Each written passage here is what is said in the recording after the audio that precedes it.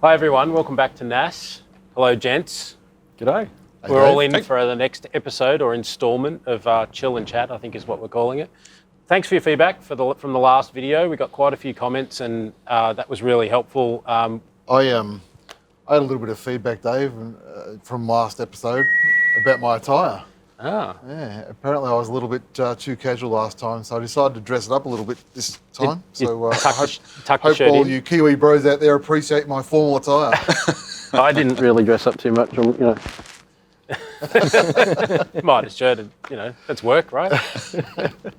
So I've had a few conversations with customers and in response to our last video, which was fairly positive, I'd say.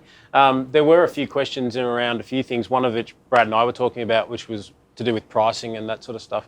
Do you want to just fill us in a little bit on what we were talking about?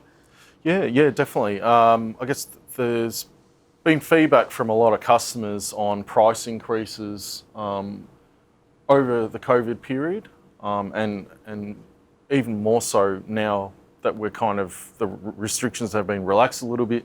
We're seeing more price increases across the industry. Yep. The dollar kind of dipped pretty hard, about 4 weeks ago, 6 weeks ago, something like that. Yep. We found a lot of suppliers, not just in our industry, but a lot of suppliers across distribution in Australia. I reckon they jumped too early and they released price increases, and there's been more price increases since then. And I think it's the dollar was part of it, but at this point the dollar doesn't really kind of factor in at all. It really comes down to cost of business with logistics, extra cleaning bills, hand sanitizers, all those sorts of things really add to the bottom line of doing business. And we've seen that across the board, anywhere from a 12% increase to 20% increase on a lot of different products. That makes it hard. Yeah, it really does. Yeah. And the end users are the ones that, unfortunately, they're the ones that bear the brunt of most of these cost increases. It makes it really hard to plan, I think, and if you can't rely on the pricing that's coming through. So yeah, I guess that there's got to be some things that we can do. I know we've tried to hold things back, but I know James and I were talking a bit about pricing and that kind of stuff, just trying to work out our best way to manage the current situation for us and for the customers to give them something they can rely on. Yeah, I think 15 to 20% is not quite enough for me. I think 50 odd percent. Oh, where are you going with this, mate?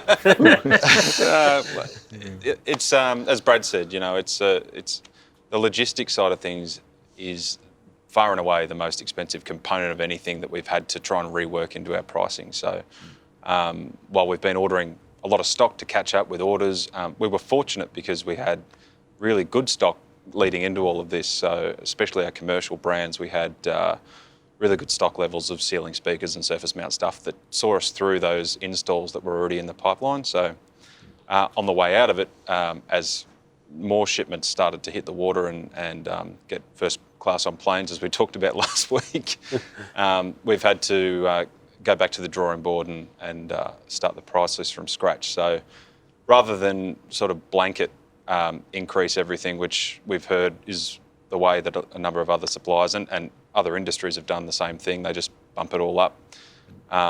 We've kind of taken a fine-tooth comb to it and gone through each of the individual lines from top to bottom and just evaluated on a brand by brand and product by product basis where we can move things a little bit. So it's So you've been working your calculator out, or working Shane's calculator out? Yeah, we just. What happened to the 50? Yeah. It's not going to work for your new pair of shoes, is it? I put some of your brands up by 50%. That hand alcohol is really expensive stuff. Yeah. My hands have never been so drunk. Yeah, and you can still use soap in the bath, mate. You don't have to bathe in hand sanitizer from top to bottom. That's. Have you? Okay. I've heard stories. Don't worry about it. So on top of that, we've been talking to a number of customers about existing quotes that we've been working on for months now. So the nature of our business is that things don't happen overnight. Some things are years in the making, let alone months. So we've made a move to keep the pricing intact, if there are price rises, of course, for at least until the end of this month. new price list is due out on the 1st of July. But again, with all of these sorts of things, if there's an opportunity for a conversation to make sure, the job is maintained and we're able to get that project happening, then we're always happy to have a conversation and see what we can do. Some things we're able to move on, other things are, there's less opportunity for us to work on.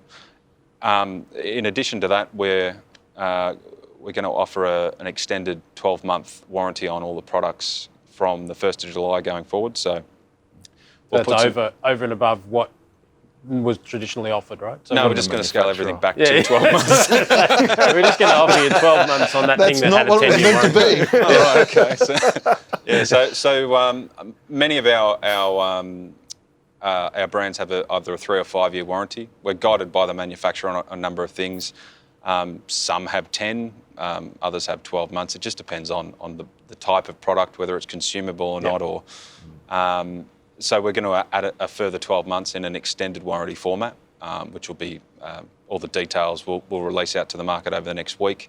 It'll just be a simple registration by the end user or the purchaser to activate that, and we'll get all the details into the system, and hopefully that helps. That we're trying to look for things that we can do at our end to kind of assist where we can't just start dropping prices and make restart business as we'd like to. Things like warranty are important to people and they have a value attached. So yeah, things like that, that's very true. It does have a value attached, without a doubt, warranty. And I think, hopefully by adding an extra 12 months on the original manufacturer's warranty will certainly, give people a bit more confidence in what we have to offer. And it's also a testament, I guess, from our side about our own belief and in the brands that we represent too. Yep. So. I notice you're sitting up straighter when you say that, Shane. You look like you're puckering a little bit. Do I? Not at all, completely relaxed. Even with the restrictions going up and down, we're not really sure where we stand, but it's good to see that things are starting to seem coming back from the brink a little bit. We're seeing more movement out there, and I know we're seeing some movement here in terms of staff and hours and activity generally, I've noticed. So maybe, Shane, you give us a bit of an update on where NAS is at in terms of our daily operations and stuff. Sure.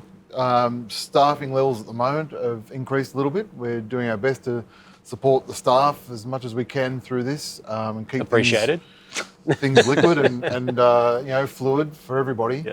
Yeah. We're currently at about 70% staffing level, which I think is a good place to be. Things, we're still not through the current environment of COVID, without a doubt, and times are still tough, but we're doing our best to, get as many people back as much as we can, which is good to see. A bit more activity back in the hive. Yeah. Really enjoying that. And, I think it's particularly important for some of the people in the background that I guess some of the, the customers, clients out there don't always see and hear from, and that's the internal sales, the warehouse team, the finance and admin team, and so forth. It's they're all important wheels in the cog, and I really appreciate the effort that they're putting in as well in the background to keep things ticking over. So glad to have as many people back as we can for as much as we can, I guess, from our side of things. With price list and support and so forth, we talked about that. We always have done our best, and we'll continue to do our best to support, the customers and keep price increases to a minimum. It's always what we try and do, whilst trying to, keep a viable and, business environment happening, I guess. Yeah. That's good. It's aside from the staff here, things out in the real world, I guess, are constantly changing and evolving, as we see from government announcements, and that's different from state to state and territory, etc.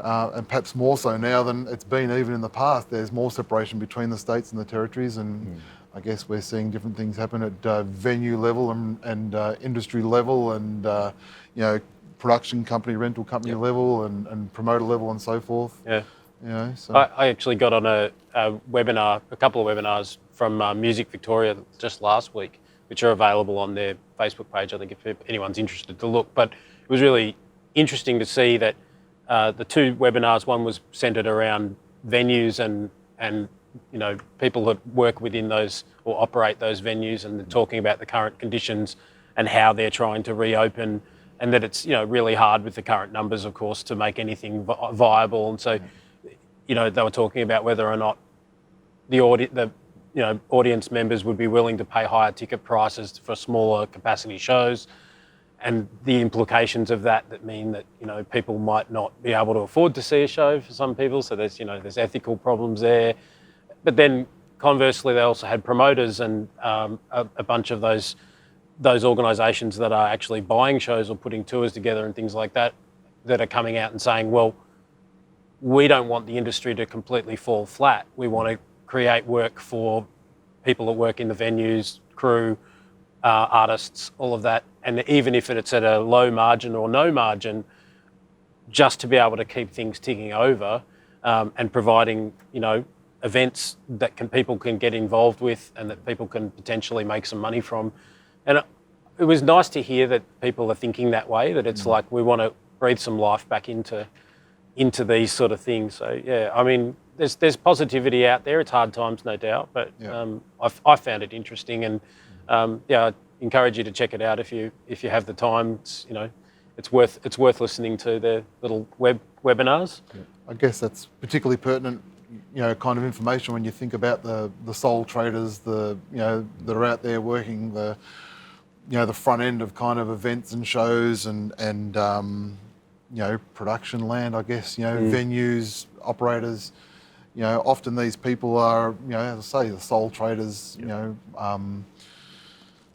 that don't necessarily have the government support or whatever else. And so to know that there's support out there for, everybody in some way, shape or form. And there's some great industry organisations that offer support as well. Entertainment Assist and Support Act and so forth, aside from the generally publicly available places too, So certainly encourage people. I know it's tough times, but as you say, Dave, if there's if support's needed and we're always here. Yeah. And aside from us, there's always the the professionals. Yeah. That's right. Yeah. True. All right. Well, look, we said we were going to keep it fairly short and to the point. So for this one, let's sign off there. Thanks for sitting in the cold, guys, and having a bit of a chat. And for anyone who's watching, please feel free to reach out to us on any of these things, or even just for a chat. We're up for it. We genuinely care about what's going on out there and how people are surviving. So please feel free to get in touch, and we'll see you in the next episode.